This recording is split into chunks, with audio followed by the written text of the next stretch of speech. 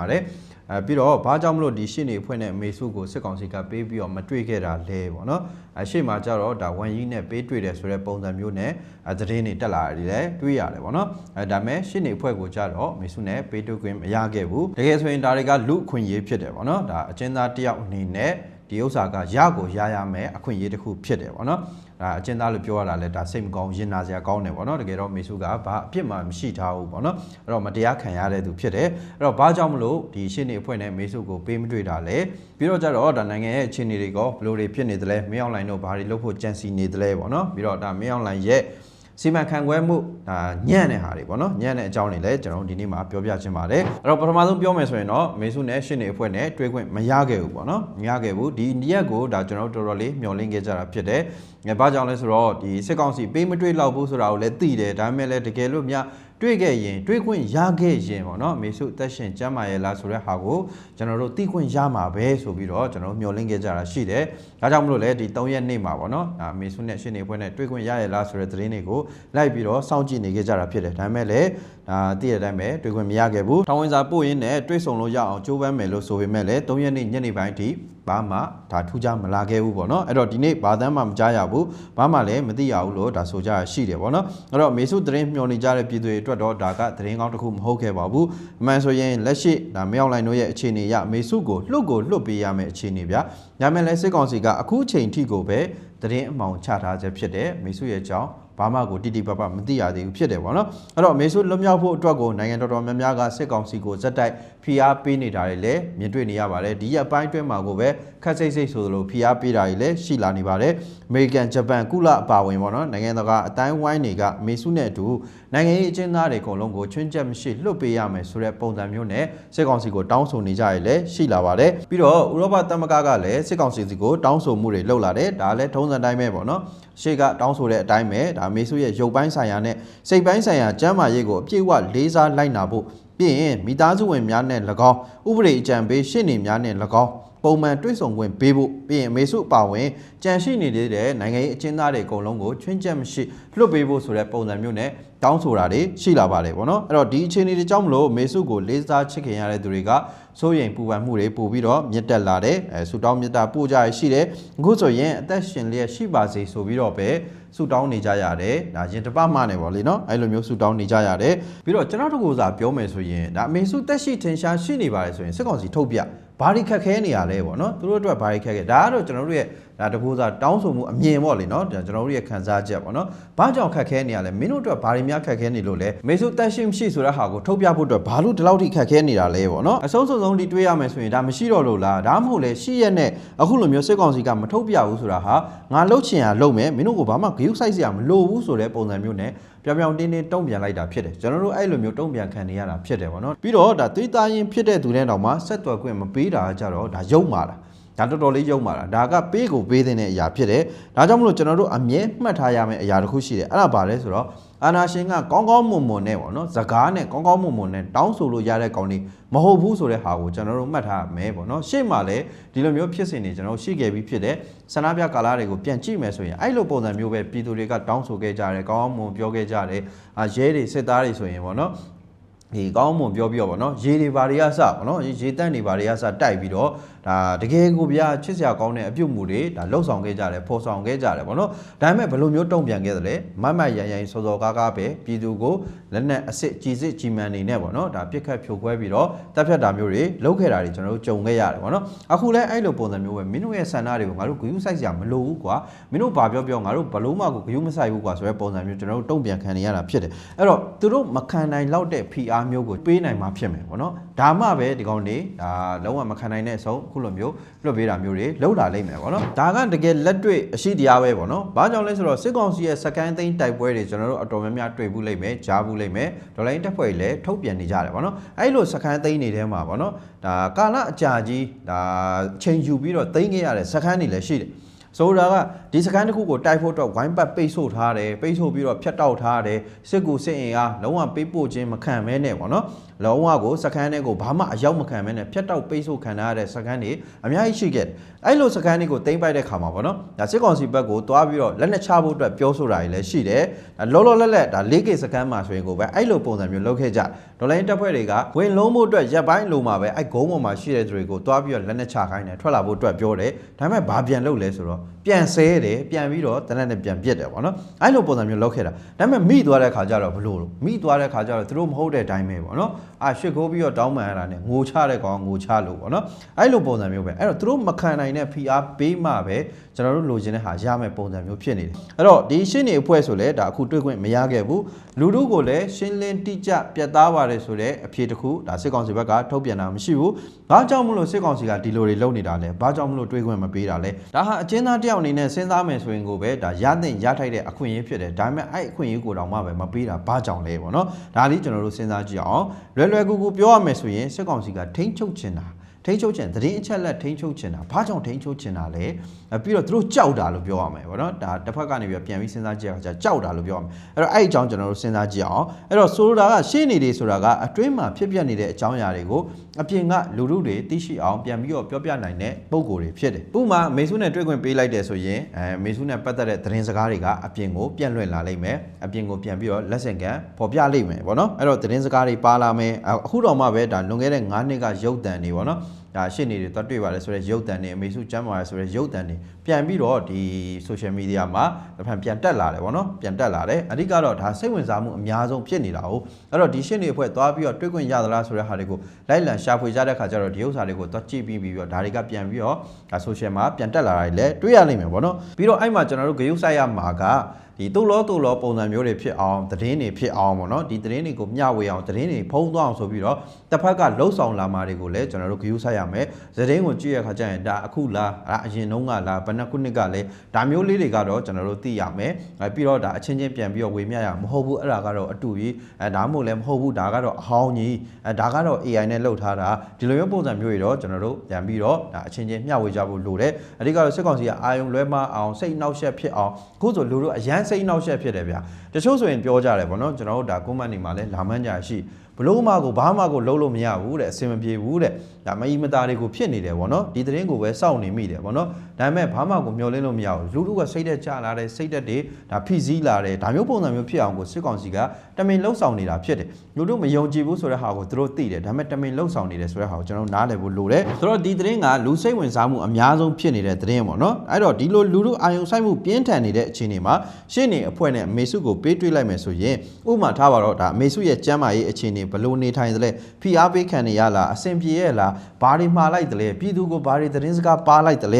ဲဒီလိုမျိုးအချက်လက်တွေအပြင်ကိုထွက်သွားတဲ့အခါကျရင်လူထုရဲ့ပြင်းထန်တဲ့တုံ့ပြန်မှုတွေကိုမင်းအောင်လှိုင်ကောင်းကောင်းကြီးခံစားရမှာဖြစ်တယ်သူ့အတွက်ဘာကောင်းကျိုးမှမရှိဘူးတကယ်ပြောတာအမေစုရဲ့ကျမ်းမာရေးကောင်းခြင်းမကောင်းခြင်းလူတို့ကတိသွားတဲ့အပေါ်မှာသူ့အတွက်ဘာကောင်းကျိုးမှကိုမရှိဘူးထားပါတော့ဒါမပြောကောင်းမဆိုကောင်းပါတော့ဒါအမေစုအစင်မပြေဘူးကျမ်းမာရေးမကောင်းဘူးဖိအားပေးခံနေရတယ်နေရထိုင်ရတာဒုက္ခရောက်တယ်ဆိုတဲ့သတင်းထွက်ကြည့်အဲ့ရစစ်ကောင်စီနာကားပြီပဲတကယ်ပြောတာစစ်ကောင်စီအတွက်သေပြီပဲလူတို့ရဲ့ပြင်းထန်တဲ့ PR တန်ကဒါအမျက်ဒေါသနဲ့တုံ့ပြန်မဲ့တန်တွေ PR တန်တွေဒါတွေကိုလှိမ့်နေအောင်ခံရမှာအကောင်နေအခုတော့မှပဲဒါအားလုံးတချို့နေရာတွေဆိုတွေ့လာလိမ့်မယ်ပေါ့နော်အမေစုတာတစ်ခုခုဖြစ်ကြည့်မင်းတို့ကောင်နေဘာဖြစ်တယ်ညာဖြစ်တယ်ဆိုပြီးတော့ကျင်းဝါနေကြတဲ့ဒါအတန်တွေလည်းအများကြီးမြင်တွေ့ရလိမ့်မယ်ပေါ့နော်ဒါတွေကိုဒီကောင်တွေကလည်းစောင့်ကြည့်နေကြတာဖြစ်တယ်ဒါမပြောကောင်းမဆိုကောင်းခုနပြောလို့ပေါ့နော်အမေစုကျမ်းမာရေးမကောင်းမှုနေရထိုင်ရအဆင်မပြေဘူးဆိုတဲ့သတင်းသာလူတို့ကြားထဲကိုရောက်သွားကြည့်ဒီလိုကြုံရအဲ့တော့အမေစုကျမ်းမာပါတယ်အမေစုနေကောင်းတယ်ခုနလိုဖိအားပေးခံနေရရလည်းမရှိဘူးအဆင်ပြေပြေနေရတယ်ပြီးတော့ဒါကျမကြီးစောင့်ရှောက်မှုတွေလည်းရတယ်ပေါ့နော်ပြီးတော့လန်းဆန်တက်ကြွနေတာပဲဆိုတဲ့သတင်းစကားအဲ့သတင်းစကားလူလူကြားတဲ့ရောက်သွားရင်ရောစစ်ကောင်စီတို့ဘာကောင်းဘာမကောင်းအဲ့ဘာလို့လဲဆိုတော့ဟာလူလူကပို့ပြီးစိတ်တက်ကြွသွားမယ်ပြည်သူတွေကအမေစုကိုဒါချစ်ခင်လေးစားတဲ့ပြည်သူတွေအများကြီးရှိတဲ့အတွက်ပေါ့နော်ငါတို့အမေစုဒီလိုမျိုးချမ်းချမ်းမရှိနေတယ်ဆိုတဲ့ဟာကိုငါတို့သိရပြီငါတို့အလုပ်တွေပို့ကြိုးစားမယ်ငါတို့အမေစုလွတ်မြောက်ဖို့အတွက်ပေါ့နော်တနိုင်ငံလုံးလွတ်မြောက်ဖို့အတွက်ပြည်သူတွေအကုန်လုံးလွတ်မြောက်ဖို့အတွက်ငါတို့ပို့ပြီးအားထည့်ကြမယ်ဆိုစိတ်တက်တွေအမြင့်ဆုံးရောက်သွားမှာအဲ့လိုဟာမျိုးကိုလည်းစစ်ကောင်စီကမလိုလားသူတို့ကြောက်တယ်ကြောက်ကိုကြောက်ကျွန်တော်ခုနပြောတဲ့ဟာပေါ့နော်သတင်းအချက်လက်ထိန်းချုပ်ချင်တာနဲ့သူတို့ကြောက်တာ နှစ်ခုရှိတာပါနှစ်ခုလုံးကသူတို့အတွက်အကျိုးမရှိဘူးဖြစ်နေတာနှစ်ခုလုံးကသူတို့ပြင်းပြင်းထန်ထန်တုံ့ပြန်ခံရမယ့်ကိစ္စတွေဖြစ်နေတာဒါကြောင့်မလို့လူတို့ကိုအခုလိုမျိုးစိတ်နှောက်ယှက်ဖြစ်အောင်တမင်တကာလောက်ကြံဖန်တီးထားတယ်လို့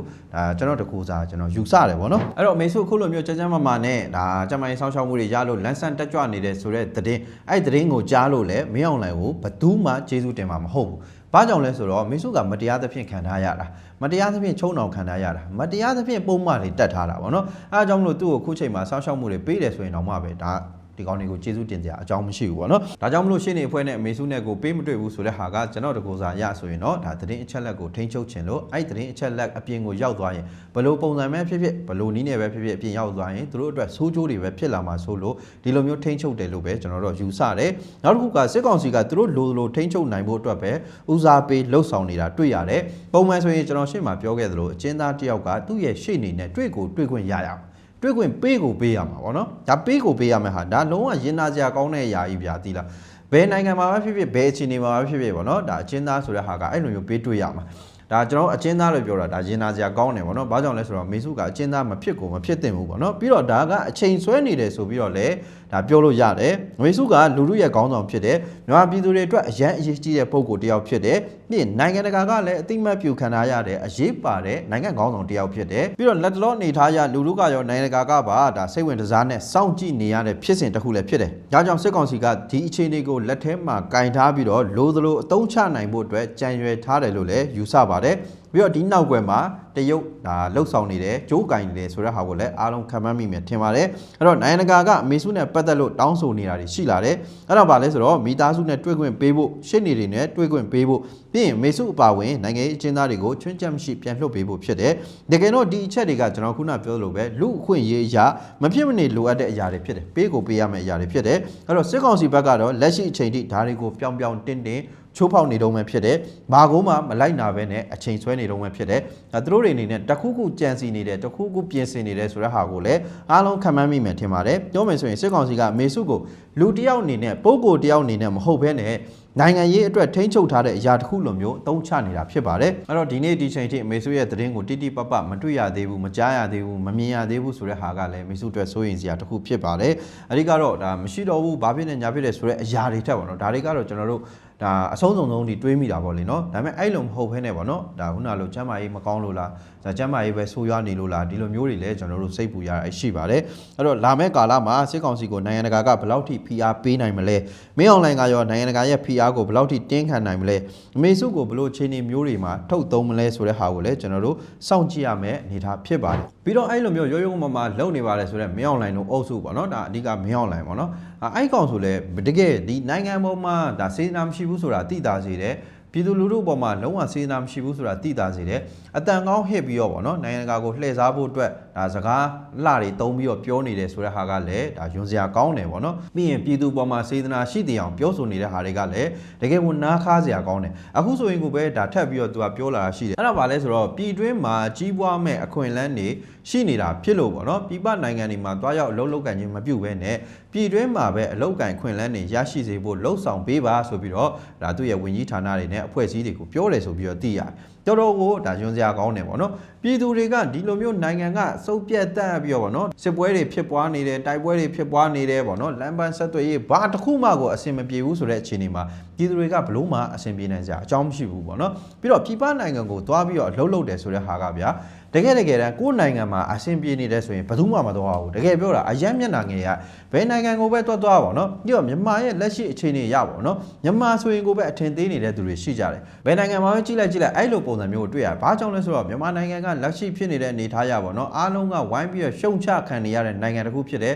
ခုနလိုပေါ့နော်ဒါစစ်ရာဇဝတ်မှုတွေကိုပြောင်းတင်းချိုးဖောက်နေတဲ့စစ်ကောင်းဆောင်တွေဒါမတရားအုပ်ချုပ်နေတဲ့နိုင်ငံတစ်ခုလည်းဖြစ်တယ်ပြီးတော့ကျတော့ဒီနိုင်ငံကိုလက်တွန့်ညဒီနိုင်ငံကိုတွားရောက်လဲပတ်ဖို့အတွက်တောင်လက်တွန့်နေကြတယ်ယင်းနှီးမြုပ်နှံမှုလက်တွန့်နေကြတယ်ဘာကြောင့်လဲဆိုတော့စစ်ပွဲတွေစစ်မက်တွေဖြစ်ပွားနေတယ်ဘာမှလူအခွင့်အရေးတွေမရှိဘူးလူအခွင့်အရေးတွေချိုးဖောက်နေတဲ့နိုင်ငံဖြစ်တယ်ပြီးတော့ကျတော့ဒီကြားပြန်ကိစ္စတွေပေါ့နော် online လောင်းကစားကိစ္စတွေအခုဆိုရင်ဒါအရန်ကိုရေပန်းစားနေတဲ့နိုင်ငံထဲမှာမြန်မာကထိတ်ဆုံးကနေပြီးတော့ပါလာတယ်ပေါ့နော်အားကြောင့်မလို့မြန်မာကဆိုရင်ကိုပဲဒါအလိုအထင်သေးခံနေရတဲ့ပုံစံမျိုးတွေကိုကြုံတွေ့နေရတယ်အဲ့တော့ဘယ်သူမှတော့တခြားနိုင်ငံမှာသွားပြီးတော့မျက်နှာငင်နဲ့သူများမလုပ်ချင်တဲ့အလုပ်ကိုသွားပြီးတော့မလုပ်ချင်ဘူးဒါပေမဲ့ကိုယ်နို နိုင်ငံမှာကိုအစင်မပြေလို့အခုလိုမျိုးလမ်းကိုရွေးချယ်ပြီးတော့သွားကြရတာပြီးတော့ကိုမိသားစုနဲ့ခွဲပြီးတော့သူများနိုင်ငံမှာသွားပြီးတော့လှုပ်လို့ရမယ်ဆိုတဲ့ဟာကလည်းတကယ်သာကိုနိုင်ငံမှာအဆင်ပြေတယ်ဆိုရင်ဘယ်သူမှမသွားဘူးအဲ့တော့လုံးဝကိုအဆင်မပြေလို့ဒါသွားရတာဗောနော်အဲ့တော့အဲ့ဥစ္စာတွေကဘာကြောင့်ဖြစ်တာလဲဆိုတဲ့ဟာကိုဒီကောင်တွေးရမှာဒီကောင်စဉ်းစားပါဒီကောင်တိလဲတိတယ်တိရဲ့သားနဲ့ကိုတိကြီးနဲ့လှုပ်ပြီးတော့ဗောနော်အခုလိုမျိုးဒါစကားလှတွေတုံးပြီးတော့ပြည်သူကိုစေတနာရှိတဲ့အောင်ပြောပြနေတဲ့ဟာကတော်တော်လေးယုံဖို့ကောင်းတယ်ဗောနော်ငါကြောင့်မလို့ဒါတွေဖြစ်နေတာပါလားငါကြောင့်မလို့ငါအာနာသိမ့်လိုက်လို့ငါအာနာယူလိုက်လို့အခုလိုမျိုးတိုင်းပြည်ကပိုးစိုးပတ်ဆက်ကိုဒါအောက်ကျသွားတယ်နှိမ့်ကျသွားတယ်တိုင်းပြည်ကမြောင်းနဲ့ရောက်သွားတယ်တိုင်းပြည်မှာမငြိမ်မသက်တာတွေဖြစ်တယ်နိုင်ငံသားတွေပြည်သူတွေဒုက္ခရောက်ကြတယ်စစ်ဘေးရှောင်နေရတဲ့ပြည်သူတွေတန်းနဲ့ချီသွားတယ်ငါလှုပ်လိုက်လို့ငါလေကြောင်းတိုက်ခိုက်လိုက်လို့ဒါတေဆုံးသွားကြတဲ့ဒါမိဘပြည်သူတွေအများကြီးရှိတယ်ဆိုတဲ့ပုံစံမျိုးဒီကောင်မတွေးဘူးပေါ့နော်ဒါတွေကငါကြောင့်ဖြစ်နေတယ်ဆိုတဲ့ဟာမျိုးကိုဒီကောင်မတွေးဘူးပြီးရင်ဒါတွေအားလုံးငြိမ်းချမ်းသွားစေခြင်းနဲ့ဒါတွေအားလုံးအဆင်ပြေသွားစေခြင်းနဲ့ဆိုရင်ငါလှုပ်ခဲ့သမျှမကောင်းမှုတွေအားလုံးကိုငါတာဝန်ယူရမယ်ဆိုတဲ့ပုံစံမျိုးဒီကောင်မှမရှိဘူးပေါ့နော်လောက်ဝသေတဲ့အထိမြေကြီးတဲ့ရောက်တဲ့အထိအိုက်အာနာကိုဆွဲကင်ထားမှာအဲ့တော့သူ့ကြောင့်မလို့နိုင်ငံကအခုလိုမျိုးခြေနေတွေဖြစ်ပြီးတော့ယင်းဒီမြုံနှံမှုတွေထွက်သွားတဲ့လောက်ကင်ခွင့်လန်းတွေရှားပါသွားတယ်ဒါကြောင့်မလို့ပြည်သူတွေကတခြားနိုင်ငံတွေမှာသွားပြီးတော့လောက်ကင်နေကြရတယ်ပြင်ပန်းစင်းရဲစွာနဲ့ရှင်သန်ရက်တည်းအတွက်စူးစမ်းနေကြရတယ်မိသားစုတွေနဲ့ခွဲခွာပြီးတော့ဒါတနေ့တစ်ချိန်မှာသွားလုံနေရတယ်ဆိုတဲ့ဟာတွေကိုတနာတရားရောင်ပြီးရင်ခုနလိုစေတနာရှိတရားရောင်ပုံစံမျိုးနဲ့ပြောဆိုနေတဲ့ဟာကတော်တော်လေးယွန်စရာကောင်းပါတယ်ဆိုတော့ဒီလိုမျိုးကောင်တွေပေါ့နော်အုံနောက်မရှိတဲ့ကောင်တွေပြီးရင်ပြည်သူပေါ်မှာစေတနာမရှိတဲ့ကောင်တွေနိုင်ငံကိုအခုလိုမျိုးအာဏာအတင်းလုပြီးရင်နိုင်ငံရဲ့ခေါင်းဆောင်တွေကိုမတရားသဖြင့်ဖမ်းဆီးအကျဉ်းချထားပါတယ်ဆိုတဲ့ကောင်တွေလက်ထဲကနေကျွန်တော်တို့နိုင်ငံကိုမရအောင်ပြန်ပြီးတော့ပြန်တိုက်ယူရမှာဖြစ်တယ်ဆိုတဲ့အကြောင်းလည်းဒီညနေပြောချင်ပါတယ်ဗျအားလုံးပဲကျေးဇူးတင်ပါတယ်